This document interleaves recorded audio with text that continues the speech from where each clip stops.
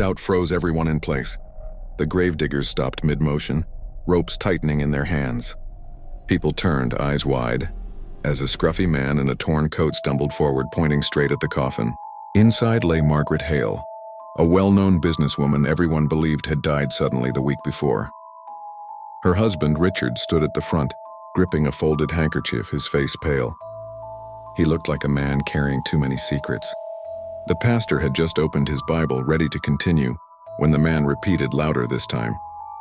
"She's not dead. Don't bury her." Gasps rippled through the crowd.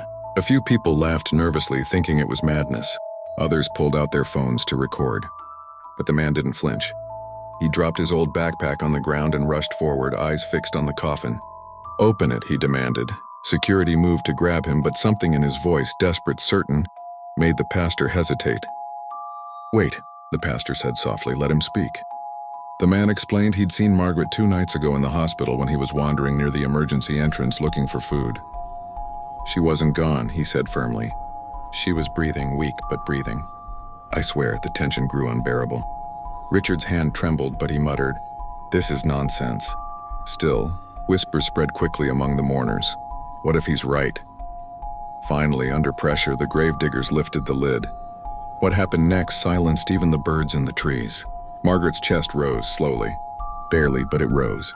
Screams and cries broke out. Doctors in the crowd rushed forward. Someone called an ambulance, and the man in the torn coat, tears streaming down his cheeks, whispered, "I told you." Hours later, Margaret was safely in a hospital bed, alive, fighting, and no longer abandoned to a coffin. Richard, pale and shaken, stayed outside her room, knowing his secrets would soon come to light. As for the homeless man, whose name turned out to be Daniel, Margaret insisted on meeting him once she was strong enough. Holding his hand, she said, "You saved my life.